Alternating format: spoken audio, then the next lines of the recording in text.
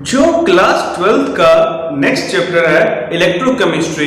Electrochemistry जो branch है science की, ठीक है, वो डील करती है आपके साथ इस चीज को बताने के लिए कि जो केमिकल एनर्जी होती है ना रिडॉक्स रिएक्शन की, उनको कन्वर्ट करने में इलेक्ट्रिकल एनर्जी में, या जो इलेक्ट्रिकल एनर्जी होती है उसको यूटिलाइज करके केमिकल एनर्जी में कन्वर्ट करने के लिए इलेक्ट्रोकेमिस्ट्री इन जर्नल इंटरन कन्वर्जन कर दी है केमिकल एनर्जी और इलेक्ट्रिकल एनर्जी का। अब ध्यान से सुनना, मेरा जो फर्स्ट टॉपिक है वो है कंडक्टिविटी क्या होती है, कंडक्टेंस क्या होती है, मोलर कंडक्टिविटी क्या होती है, इन टॉपिक्स के ऊपर बेस्ड।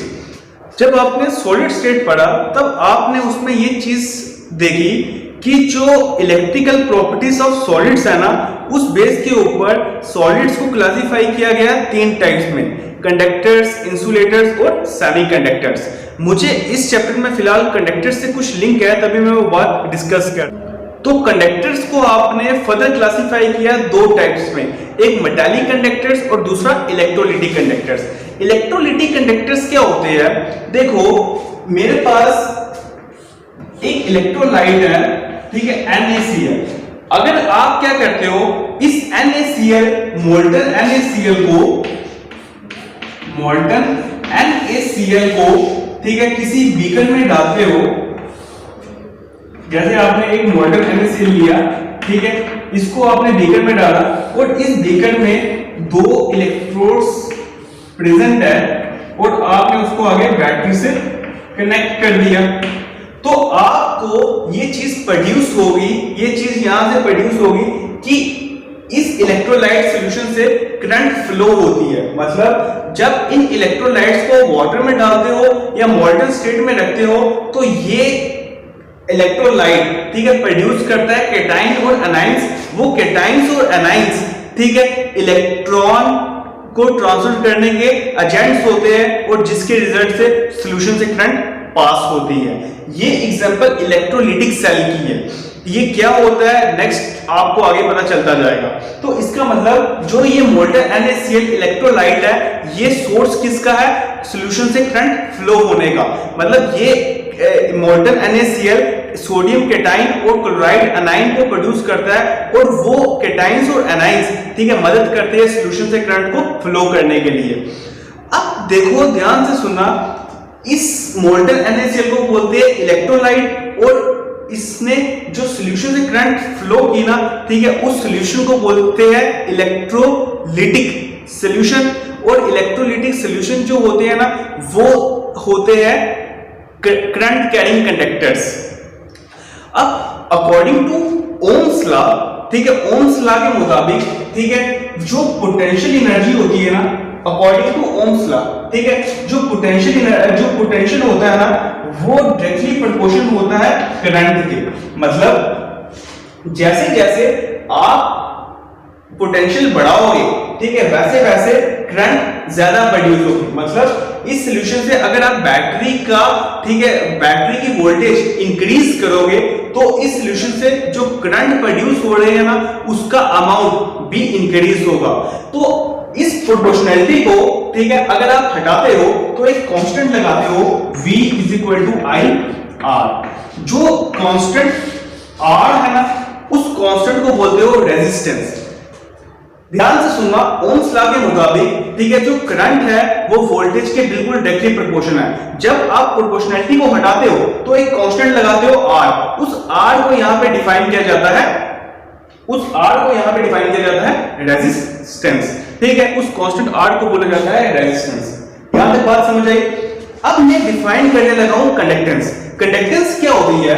ये तो मेरा टॉपिक है मेजर आज का, कंडक्टेंस। कंडक्टेंस को डिनोट करते हैं G से और कंडक्टेंस होती है the reciprocal of resistance is called conductance. जो ये R है ना, इसका रेसिप्रोकल मतलब 1/R, इसको बोला जाता है कंडक्टेंस। ध्यान से सुनना, कंडक्टेंस क्या होती है? The reciprocal of resistance is called conductance. अब उसके बाद ना मेरा नेक्स्ट टॉपिक जो शुरू होने वाले हैं इंपॉर्टेंट टॉपिक्स इलेक्ट्रोकेमिस्ट्री के, मैं वो शुरू करता हूं।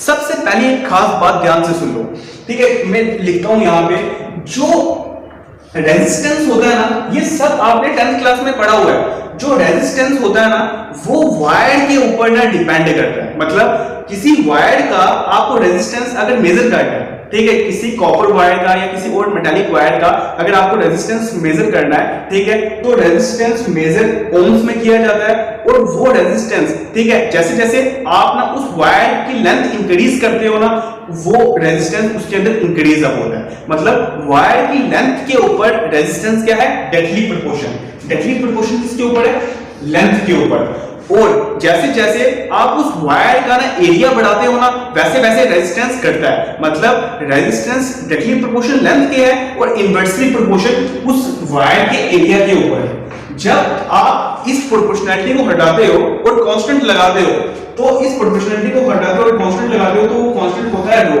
रो is equal to resistivity. Resistivity क्या होती है, मैं डिफाइन करता हूं। अगर वायर की लेंथ होगी 1 सेंटीमीटर और वायर का area cross section 1 centimetre square, R is equal to rho. क्योंकि L इज इक्वल टू 1 इसमें भी पुट करोगे, A is equal to 1 centimetre square इसमें भी पुट करोगे, this implies R is equal to row.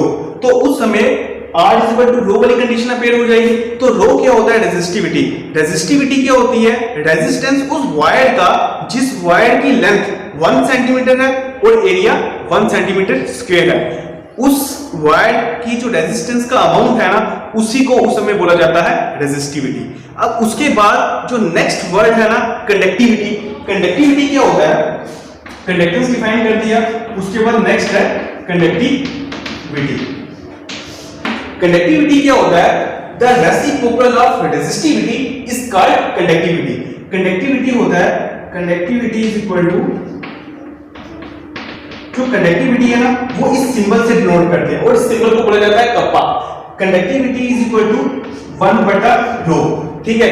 Conductivity मैंने क्या डिफाइन की, the reciprocal of resistivity is called conductivity. और कंडक्टेंस क्या डिफाइन की, the reciprocal of resistance is called conductance.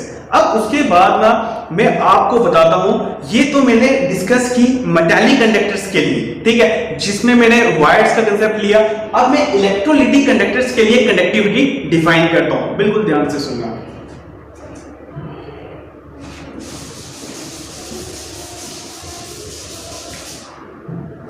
जो इलेक्ट्रोलिटिक कंडक्टर्स होते हैं ना, उनके लिए इलेक्ट्रोलिटिक कंडक्टर्स का मतलब, ठीक है, जैसे मोल्टन NaCl, कॉपर सल्फेट, मतलब जिसके अंदर conductance due to the presence of ions की फ्लो के कारण हो, ठीक है, उनको बोला जाता है इलेक्ट्रोलिटिक कंडक्टर्स। अब उनके लिए कंडक्टिविटी क्या होती है, मैं वो डिफाइन करता हूं। देखो, मैं एक ना क्यूब लेता हूं,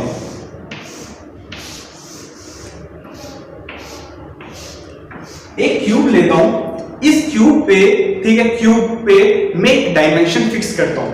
मैं इस क्यूब की जो लेंथ है वो भी 1 सेंटीमीटर कर देता हूं, इस क्यूब की जो ब्रेड्थ है वो भी 1 सेंटीमीटर कर देता हूं, और इस क्यूब की जो हाइट है वो भी 1 सेंटीमीटर कर देता हूं। मतलब मैंने एक क्यूब लिया, उस क्यूब की लेंथ भी फिक्स कर दी 1 सेंटीमीटर, ब्रेड्थ भी फिक्स कर दी 1 सेंटीमीटर, और ठीक है, हाइट भी फिक्स कर दी 1 सेंटीमीटर। इस क्यूब के अंदर दो में इलेक्ट्रोड्स डालता हूं, ठीक है, ये नेगेटिव और ये पॉजिटिव।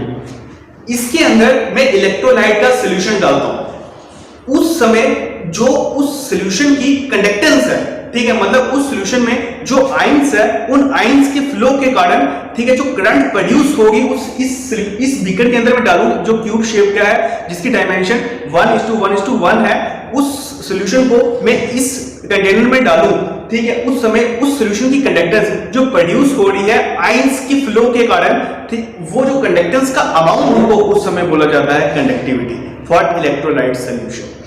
वापिस से सुन लो, कंडक्टिविटी क्या होती है, अगर मैं एक क्यूब शेप का बॉक्स लूं, उसकी डायमेंशन फिक्स कर दूं 1:1:1, ठीक है, और उस समय में उसमें इलेक्ट्रोलाइट सॉल्यूशन डालूं, उस सॉल्यूशन की जो कंडक्टेंस है प्रोड्यूस हो रही है due to the presence of cations and anions, ठीक है, वो कंडक्टेंस का अमाउंट जो होगा उसको बोला जाएगा उस समय कंडक्टिविटी।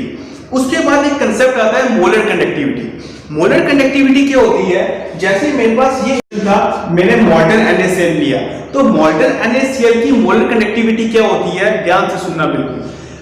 इसकी मोलर कंडक्टेंस का मतलब, अगर मैं इसके अंदर NaCl का अमाउंट 1 मोल ले लूं, 1 मोल ले लूं, उस समय उस 1 मोल से जो आयंस प्रोड्यूस होंगे ना, उन आयंस की फ्लो के कारण जो करंट प्रोड्यूस होगी उसको बोला जाएगा मोलर कंडक्टेंस।